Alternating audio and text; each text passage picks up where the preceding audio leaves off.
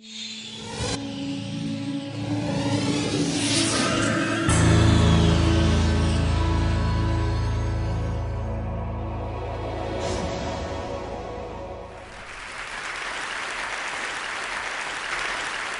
any of you remember what you wanted to be when you were 17? Do you know what I wanted to be? I wanted to be a biker chick. The boots. I wanted to race cars. And I wanted to be a cowgirl. And I wanted to be Mowgli from the Jungle Book. Because they were all about being free. The wind in your hair, just to be free. And on my 17th birthday, my parents, knowing how much I love speed, gave me one driving lesson for my 17th birthday. Not that we could have afforded I drive, but to give me the dream of driving. And on my 17th birthday, I accompanied my little sister in complete innocence, as I always had all my life, my visually impaired sister, to go to see an eye specialist, because big sisters are always supposed to support their little sisters.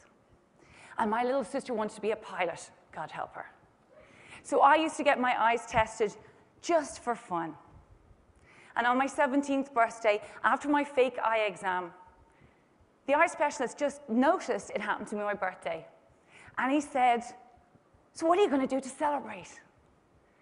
And I took that driving lesson and I said, "I'm going to learn how to drive." And then there was a silence. One of those awful silences when you know something's wrong.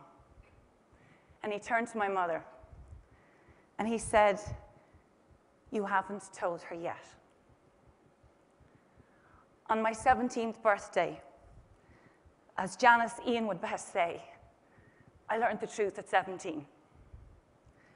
I am, and have been since birth, legally blind. And you know, how on earth did I get to 17 and not know that?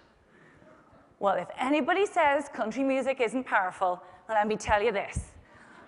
I got there because my father's passion for Johnny Cash and a song, A Boy Named Sue. I'm the eldest of three. I was born in 1971, and very shortly after my birth, my parents found out I had a condition called ocular albinism. And what the hell does that mean to you? So let me just tell you the great part of all of this. I can't see this clock, and I can't see the timing. So, holy God, woohoo!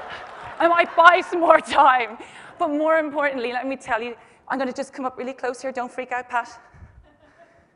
Hey, see this hand?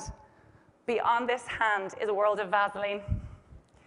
Every man in this room, even you, Steve, is George Clooney. And every woman, you are so beautiful. And when I want to look beautiful, I step 3 feet away from the mirror, and I don't have to see these lines etched in my face from all the squinting I've done all my life, from all the dark lights.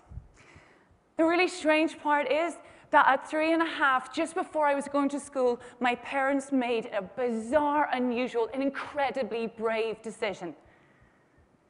No special needs schools. No labels. No limitations. My ability and my potential. And they decided to tell me that I could see.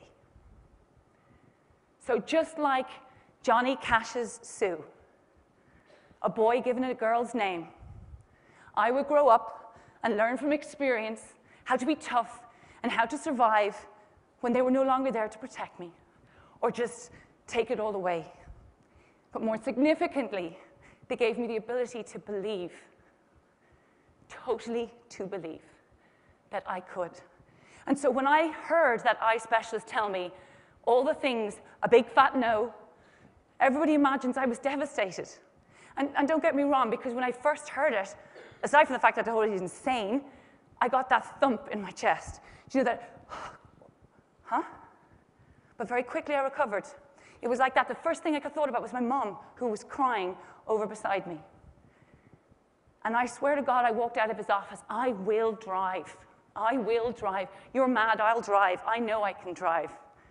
And with the same dogged determination that my father had bred into me since I was such a child, he taught me how to sail, knowing I could never see where I was going. I could never see the shore, and I couldn't see the sail, and I couldn't see the destination. But he told me to believe and feel the wind in my face. And that wind in my face made me believe that he was mad and I would drive. And for the next 11 years, I swore nobody would ever find out that I couldn't see, because I didn't want to be a failure and I didn't want to be weak. And I believed I could do it. So I rammed through life as only a Casey can do. And I was an archaeologist, and then I broke things. And then I managed a restaurant, and then I slipped in things. And then I was a masseuse, and then I was a landscape gardener. And then I went to business school, and you know, disabled people are hugely educated. And then I went in, and I got a global consulting job with Accenture, and not they didn't even know. And it's extraordinary how far belief can take you. In 1999, 2.5 years into that job, something happened. Wonderfully, my eyes decided, enough. And temporarily, and very unexpectedly, they dropped. And I'm in one of the most competitive environments in the world, where you work hard, play hard, you gotta be the best, you gotta be the best. And 2 years in, I really could see very little. And I found myself in front of a HR manager in 1999, saying something I never imagined that I would say. I was 28 years old. I had built a persona all around what I could and couldn't do. And I simply said, I'm sorry. I can't see, and I need help. Asking for help can be incredibly difficult. And you all know what it is. You don't need to have a disability to know that. We all know how hard it is to admit weakness and failure. And it's frightening, isn't it? But all that belief had fueled me so long. And can I tell you, operating in a sighted world when you can't see, it's kind of difficult. It really is. Can I tell you, airports are a disaster. Oh, for the love of God. Oh, and please, any designers out there, okay, designers, please put up your hands, even though I can't even see you. You know, I always end up in the gents' toilets. You know, and there's nothing wrong with my sense of smell. But can I just tell you, the little sign for a gent's toilet or a lady's toilet is determined by a triangle. Have you ever tried to see that if you had Vaseline in front of your eyes? It's such a small thing, right? And you know how exhausting it can be to try to be perfect when you're not, or to be somebody that you aren't? And so after admitting I couldn't see to HR, they sent me off to an eye specialist. And I had no idea that this man was going to change my life. But before I got to him, I was so lost. No idea who I was anymore. And that eye specialist, he didn't bother testing my eyes. God, no. It was therapy. And he asked me several questions, of which many were, why? Why are you fighting so hard not to be yourself? And do you love what you do, Caroline?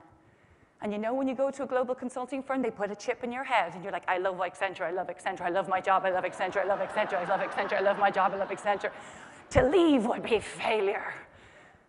And he said, do you love it? I couldn't even speak. I was so choked up. I just was so, how do I tell him? And then he said to me, what do you want to be when you were little? Now, listen, I wasn't going to say to him, well, I wanted to race cars and motorbikes. Hardly appropriate at this moment in time. He thought I was mad enough anyway. And as I left his office, he called me back, and he said, I think it's time. I think it's time to stop fighting and do something different. And that door closed. And the silence just outside a doctor's office that many of us know. And my chest ached, and I had no idea where I was going. I had no idea, but I did know the game was up. And I went home, and because the pain in my chest ached so much, I thought, oh, God, will I go out for a run? Really not a very sensible thing to do. You know, and I went on a run that I know so well. You know, I know this run so well by the back of my hand. I'd always run it perfectly fine. I counted the steps and the lampposts and all those things that visually impaired people have a tendency to have a lot of meetings with. And there was a rock that I've always missed, and I've never fallen on it, never. And there I was, crying away, and smash, bash on my rock. Broken, fallen, over on this rock in the middle of March in 2000 in typical Irish weather on a Wednesday. Grey, snot, tears everywhere, ridiculously self-pitying. And I was floored, and I was broken, and I was angry. And I didn't know what to do. And I sat there for quite some time going, how am I going to get off this rock and go home? Because who am I going to be? What am I going to be? And I thought about my dad, and I thought, good God, I'm so not Sue now. And I kept thinking over my mind, what had happened? Where did it go wrong? Why didn't I understand? And you know, the extraordinary part of it is, I just simply had no answers. I had lost my belief. Look where my belief had brought me to. And now I had lost it, and now I really couldn't see. I was crumpled. And then I remember thinking about that eye specialist asking me, what do you want to be? Do you like it? What do you want to be? What do you want to be when you're little? Do you love what you do? Do something different. What do you want to be? Do something different. What do you want to be? And really slowly, slowly, slowly, it happened. And it did happen this way. And then the minute it came, it blew up in my head and bashed in my heart. Something different. Well, how about Mowgli from the Jungle Book? You don't get more different than that. And the moment, and I mean the moment that hit me, I swear to God, it was like, woohoo, you know, something to believe in, and nobody can tell me no. Yes, you can say I can't be an archaeologist, but you can't tell me no, I can't be Mowgli, because guess what? Nobody ever's done it before, so I'm going to go do it. And it doesn't matter whether I'm a boy or a girl, I'm just going to scoot. And so I got off that rock, and oh my God, did I run home, and I sprinted home, and I didn't fall, and I didn't crash, and I ran up the stairs, and there's one of my favorite books of all time, Travels on My Elephant by Mark Shand. I don't know if any of you know it. And I grabbed this book off, and I'm sitting on the couch, and I'm going, I know what I'm going to do. I know how to be Mowgli. I'm going to go across India on the back of an elephant. I'm going to be an elephant handler. And I had no idea how I was going to be an elephant handler. From global management consultant to elephant handler. I had no idea how. I had no idea how you hire an elephant, get an elephant. I didn't speak Hindi. I've never been to India. I hadn't a clue. But I knew I would. Because when you make a decision at the right time in the right place, God, that universe makes it happen for you. 9 months later, after that day on Snot Rock, I had the only blind date in my life with a 7.5-foot elephant called Kanchi. And together we would trek 1,000 kilometers across India. The most powerful thing of all is it's not that I didn't achieve before then. Oh my God, I did. But you know what? I was believing in the wrong thing because I wasn't believing in me, really me, all the bits of me, all the bits of all of us. Do you know how much of us all pretend to be somebody we're not? And you know what? When you really believe in yourself and everything about you, it's extraordinary what happens. And you know what? That trip, that 1,000 kilometers, it raised enough money for 6,000 cataract eye operations. 6,000 people got to see because of that. When it came home off that elephant, do you know the most amazing part was? I jacked in my job in Accenture. I left and I became a social entrepreneur and I set up an organization with Mark Shand called Elephant Family, which deals with Asian elephant conservation. And I set up Kanchi, because my organization was always going to be named after my elephant, because disability is like the elephant in the room. And I wanted to make you see it in a positive way. No charity, no pity, but I wanted to work only and truly with business and media leadership to totally reframe disability in a way that was exciting and possible. It was extraordinary, you know? That's what I wanted to do. And I never thought about no's anymore, or not seeing, or any of that kind of mad thing. It just seemed that it was possible. And you know, the oddest part is when I was on my way traveling here to TED, I'll be honest, I was petrified. And I speak, but this is an amazing audience. And what am I doing here? You know, as I was traveling here, you'll be very happy to know I did use my white symbol stick cane, because it's really good to skip queues in the airport. And I got my way here, being happily proud that I couldn't see. And the one thing is that a really good friend of mine, he texted me on the way over, knowing that I was scared. Even though I present confident, I was scared, and he said, be you. And so here I am. This is me. All of me.